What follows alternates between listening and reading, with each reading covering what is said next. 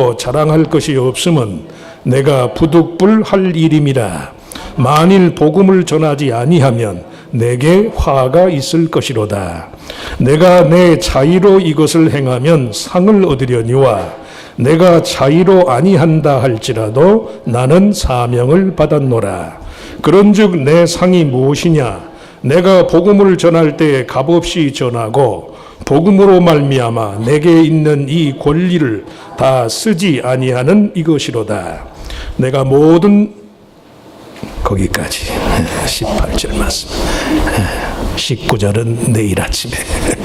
자, 우리 찬양대 특별 찬송이 있겠습니다.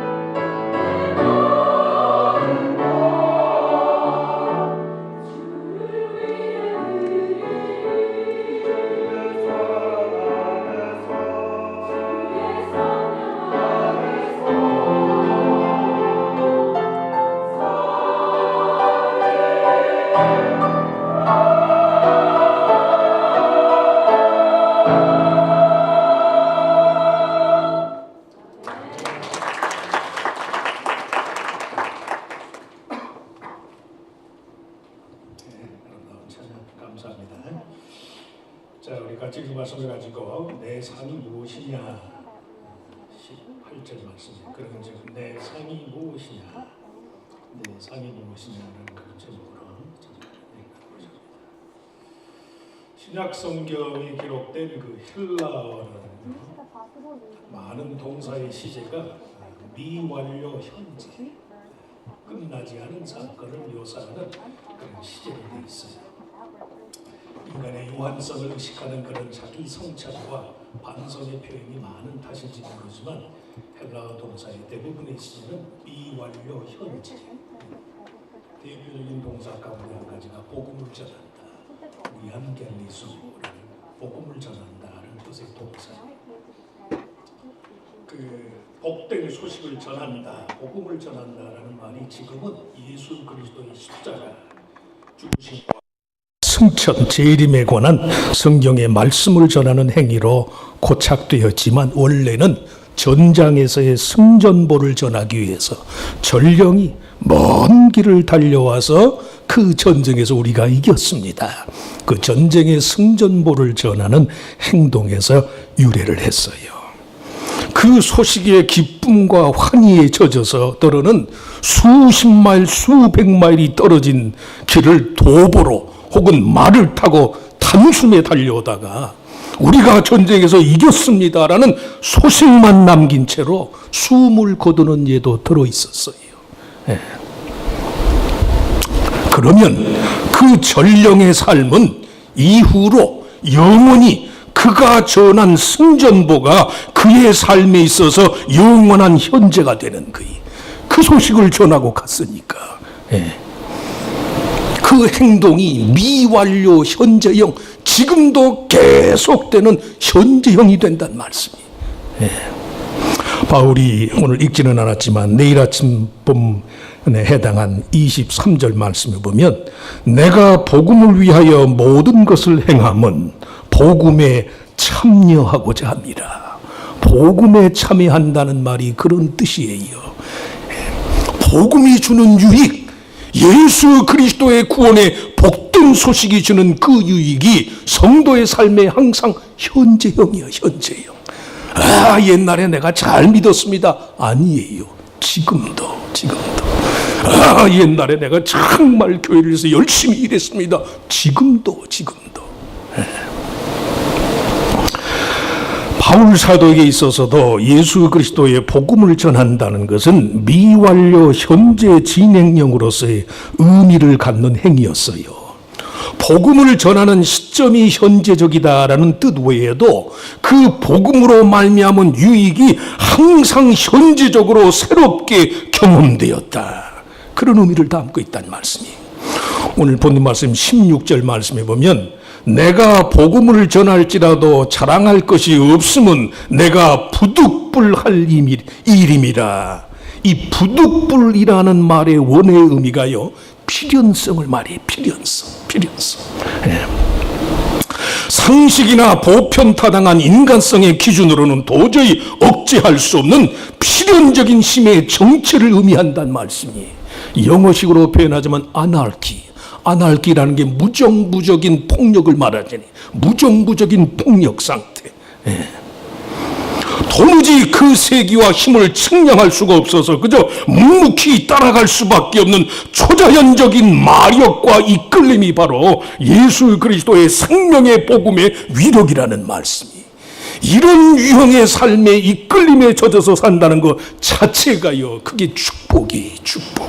예. 삶을 어쩌지 못해서 사는 경우가 많잖아요. 예. 온갖 인과율, 우연, 행운, 한탕주의, 이런 상대적인 지배 원리가 판을 치는 세상에서 사람이 그처럼 강력한 하나님의 필연적인 지배를 받는 것만으로도 그는 이미 삶의 보상을 받은 사람이에요. 믿는 저와 여러분은 이미 복음이라는 하나님의 필연적인 능력 앞에서 삶의 보상을 받은 거예요. 예. 아, 금년 안에 내가 돈벌이가 시원치 않습니다. 돈은 없어도 보상은 받았다니까요. 예. 자기만 들으라고 한번. 나는 하나님의 보상을 받았습니다. 한번 해보시죠. 나는 하나님의 보상을 받았습니다. 복음이 역사하는 한, 예수 그리스도를 생명의 구주로 믿는 그 믿음이 내 안에 있는 한 나는 하나님의 보상을 받았단 말씀이, 인생 자체가 우연이나 내 의가 아니라 하나님의 필연성에 의해서 움직이잖아요. 그게 보상이죠. 그게. 그런 뜻에서 복음을 전하는 자의 삶은 인생의 참된 자랑거리를 갖는 것이다. 오늘 15절 16절 말씀에 보면 사도 바울이 자랑하는 것이다, 이 자랑이라는 말을 자주 쓰는데, 이 자랑하는 것이라는 말의 의미는 스스로를 높일 수 있는 삶의 근거, 자존감의 원리를 가리켜요. 바울 서신 내에서 이 말의 대상이 하나님을 가리킬 때는 그 표현이 긍정적이, 근데 바울 서신 내에서 자랑이라는 말이 자기 자신을 가리킬 때는 이 말이 항상 부정적이고 수치심을 유발하는 그런 표현이에요.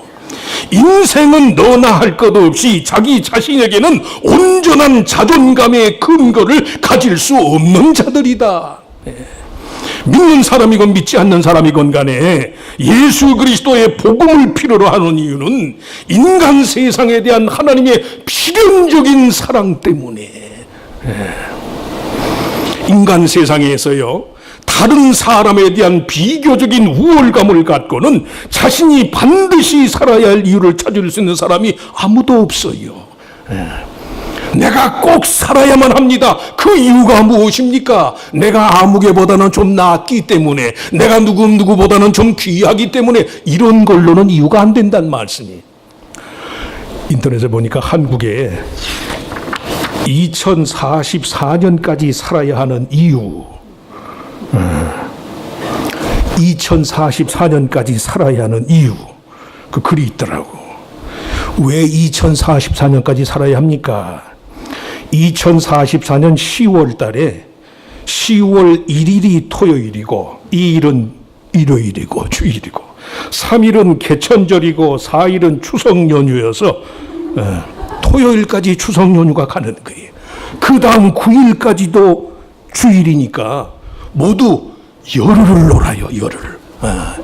2044년 되면 열흘을 놀 수 있대. 내가 그때까지 살아야 되겠다. 그러고서 자기가 계산을 해봤더니 자기가 35년에 퇴직하더래.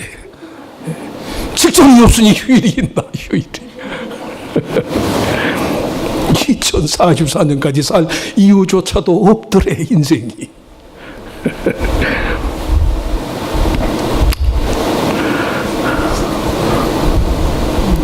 톨스토이가 쓴 안나 카릴이라는 장편 소설의 첫 문장에 보면 행복한 가정은 모두 비슷한 점이 있지만 불행한 가정은 제각각 다른 모습으로 불행하다.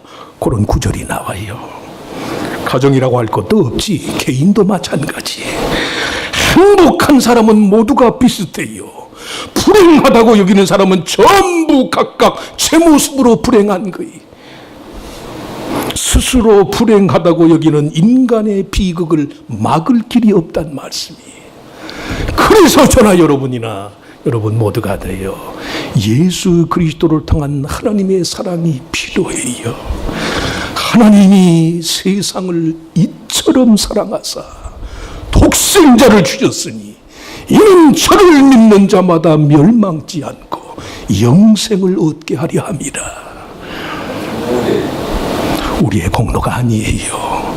내가 기분 나쁘다고 그래서 하나님 사랑 없어지는 게 아니에요. 자기가 쌓인 의와 자기 자존심과 자기 공로만을 갖고 인생을 논하는 사람의 한계는 거기까지라니까요. 그러나 하나님의 필연성의 지배를 받는 사람은 이미 뭘 받았어요? 보상을 받았어요. 보상을.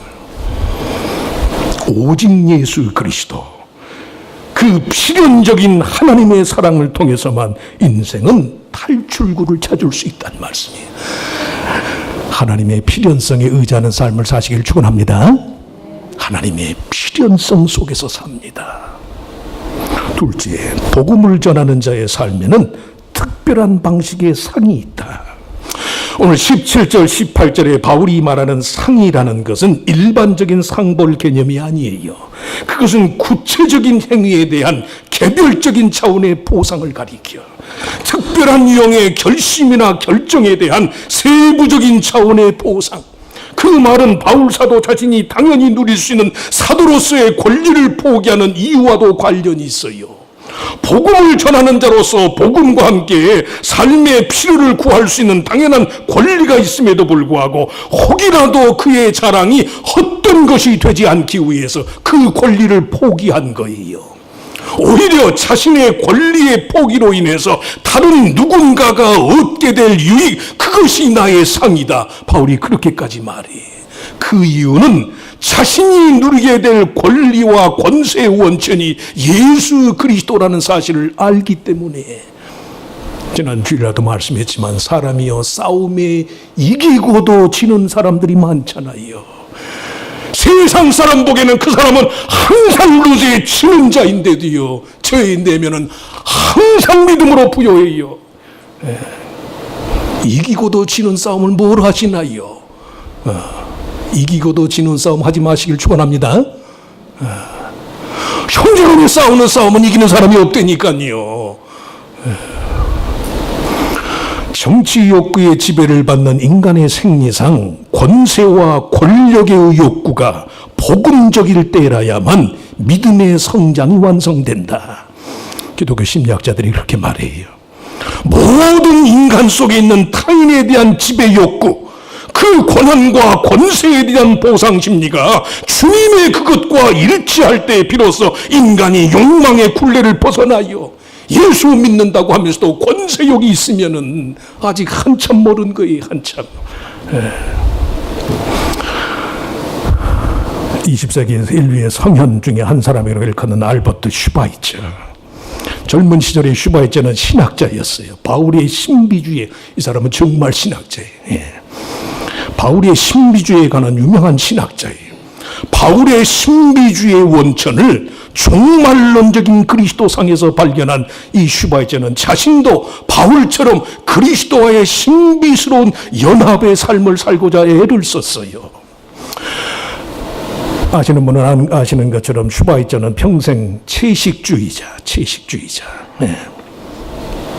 슈바이처가 평생 채식주의자의 삶을 사는 데에는 어린 시절 집안의 하인의 아들과의 번번한 몸싸움이 계기가 됐어요. 집안에 있는 아프리카 출신이었는지 모르지만 피부색이 검은 하인의 아들이 덩치는 자기보다 훨씬 큰데 번번이 자기하고 싸우면 지는 거예요. 이야, 내가 이게 대단하구나. 이 자그마한 덩치로 저 큰 녀석을 내가 이길 수 있으니. 그렇게 어느 날 또 그렇게 한바탕 싸우고서는 하인의 아들 친구를 넘어뜨리고서는 아주 의기양양했어요. 싸움에서 진 그 아이가 그날따라서 눈물을 흘리면서 슈바이처에게 나도 너처럼 아침마다 마음껏 소고기 숲을 먹을 수만 있다면 너와의 싸움에서 지지 않았을 거다. 나도 네가 먹는 소고기 숲을 아침마다 먹을 수만 있었다면 너쯤은 내가 넉넉히 이겼을 거다. 그리고 눈물을 훔치면서 되돌아가지. 그 후로 슈바이처가 평생 채식주의자가 됐어요.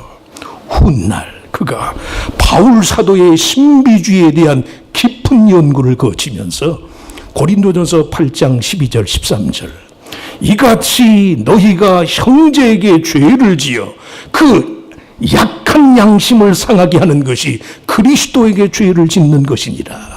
그러므로 만일 음식이 내 형제를 실족케 한다면 나는 영원히 고기를 먹지 아니하여 내 형제를 실족하지 않게 하리라.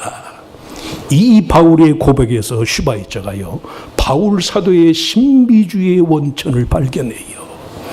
사람이 영적이고 신비롭다는 것은 그가 추구하는 권세욕이 주님의 그것과 같아야 한다는 말씀이에요.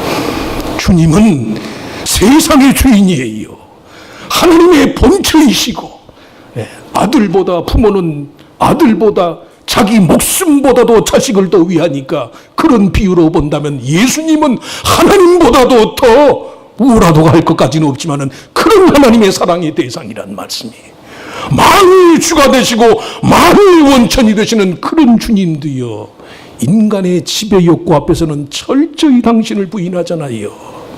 하물며 저와 여러분이 뭐라고 다른 사람을 지배하나요? 그래서 권리를 추구하고 권세를 주장하는 인간 본연의 욕구가 주님의 그것과 같아질 때에만 저나 여러분이나 주님의 사람이 돼요. 권리를 갖는 것하고 그것을 사용하는 일은 전혀 별개의 별개. 온갖 짓들을 다 하면서도 한 번도 사람 앞에 존귀 여김받지 못하는 사람이 있어요. 말은 많은데 말은. 한마디 말도 없는데 그 사람의 존재만으로도 모두에게 기쁨이 되는 사람도 있다고요. 권세를 갖는 것과 권세를 누리는 건 달라요. 복음을 전하는 자에게는 그런 하나님의 상이 있단 말씀이에요. 셋째, 복음을 전하는 자의 삶에는 특별한 사명이 있다. 오늘 본말씀 17절에 내가 사명을 받았노라. 내가 내 자의로 이것을 행하면 상을 얻으려니와 내가 자의로 아니한다 할지라도 나는 사명을 받았노라. 뭔가 무슨 대단한 과업을 맡은 자로서의 특별한 방식의 자화상을 말하지 않아요. 마태복음의 유대주의적인 특성하에서는 12사도가 모두 보내심을 받은 자들로서 예수님을 대리하는 특별한 권세와 과업을 맡은 자들로 묘사되어 있는데, 이방인을 위한 사도임을 자처하는 바울에게는요, 사명을 받는다는 것은 믿을 만한 종으로 간주된다. 실제 원어의 의미가 그래요. 오이코스, 오이코노, 종이거든, 종. 한두 번의 대단한 과업을 떠들썩하게 홍보하면서 감당하는 식이 아니라 주인의 처지에서 매사를 안심하고 맡길 수 있는, 대를 이어가면서 주인의 집에 충실한 하속과 같은 자가 되는 게 이게 바울의 사명이에요. 사명. 삶이 저나 여러분이나 한두 번으로 끝나는 게 아니고 평생에 걸친 과업이라고 얘기할 때 일회성 대리자가 되는 것보다 평생의 종으로서의 삶을 선택하는 것이 훨씬 더 바람직하다는 말씀이.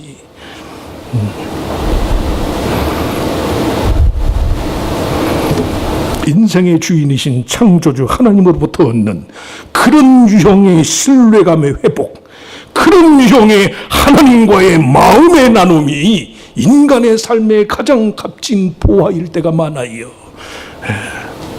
어디 먼 길 여행한다 치면 뭐 좀 주변 일을 누구한테 맡길 수 있는 사람이 있으면 좋잖아요. 주변에 사람이 굉장히 많은 것 같은데 정말로 자기 마음을 맡길 수 있는 사람이 하나도 없을 때도 덜어 있어요. 덜어. 인생의 주인 되신 창조주 하나님으로부터 이런 마음의, 이런 신뢰감과 이런 일체감을 나누는 게 그게 인생의 특권이고 그게 믿음의 특권일 거 아니에요. 문제가 있지 왜 없어요? 그 문제 한복판에서도 뭐 꼭 그것이 내가 바라는 식으로 해결이 되건 안 되건 간에 모든 문제의 한복판에서 언제든 하나님의 전에 나와서 하나님, 주님 부르면 금시라도 주님의 임재가 내 심령 속에 다가오는, 이것이 하나님의 사람의 특징이란 말씀이에요. 목을 놓아서 부르고 무슨 광장에서 데모를 한다고 해서 하나님이 들으시겠어요? 사람 많으면 제일이 나요? 1000만 100만이 떠들어도 아닌 건 아니에요. 하나님은 오히려 정말 믿음의 골방에서 자기를 하나님의 뜻을 위한 종으로 여기면서 주님 도와주시옵소서, 하나님 제게 맡겨주시옵소서, 내가 주의 뜻을 따르겠습니다, 이런 마음으로 살아가는 성도를 들으시는 거예요. 사명은 그게 사명이에요. 그게 믿음의 대상이신 하나님과 함께 그런 삶의 보람과 만족을 나눌 수만 있다면 물질적인 차원의 보상, 그것이 신령한 복의 가치를 동일시할 수 없다는 말씀이에요. 하나님의 마음을 얻는 것이 인생의 전부이기 때문에 제 자신을 포함해서 젊고 활발할 땐 모르지요.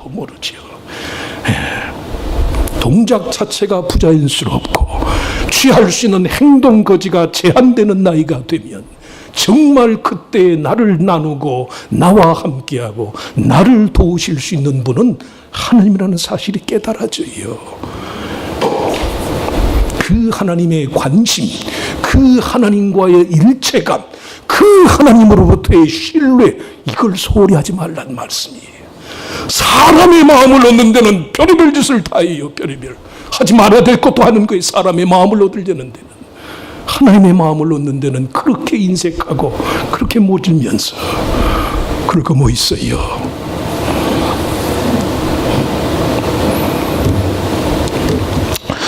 슈바이처가 말년에 쓴 Spiritual Life, 영적 생활이라는 수필집에 보면 사명으로서의 성도의 삶의 의미에 관해서 이런 얘기를 써요. 누군가의 자기 희생이 꼭 드러난 것이 될 필요는 없습니다.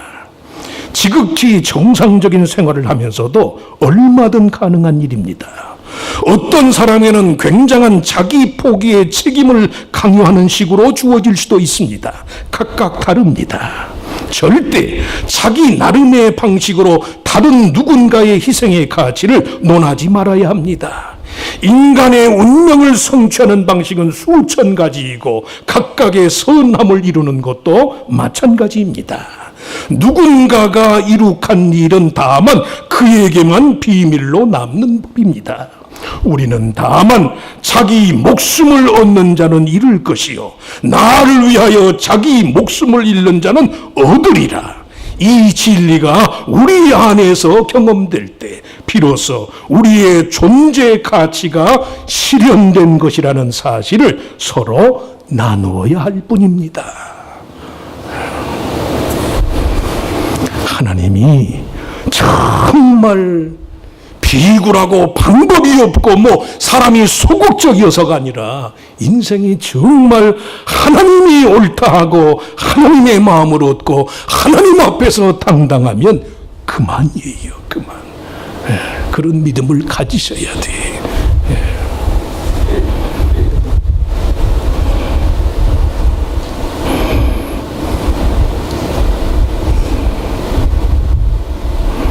마음이 진실하고 정직하면 들으세요. 하나님이 반드시 들으세요.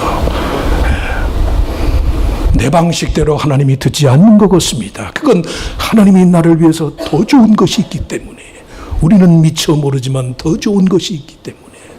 그래서 사명자는 마음에 들건 안 들건, 내 생각과 맞건 맞지 않건 내 원대로 마시고 아버지의 원대로 되기를 바랍니다. 자기 목숨을 얻고자 하는 자는 잃을 것이요 자기 목숨을 잃는 자는 얻게 될 것이라. 나를 위하여 자기 목숨을 잃는 자는 얻으리라. 이 원리를 믿어요. 그 사명에 젖어 사는 것 자체가 기쁨이고 소망이에요. 소망. 그러시길 바랍니다. 복음을 맡고 복음을 전하는 자의 삶에는 반드시 사명이 있습니다. 하나님이 주시는 만족이 있습니다.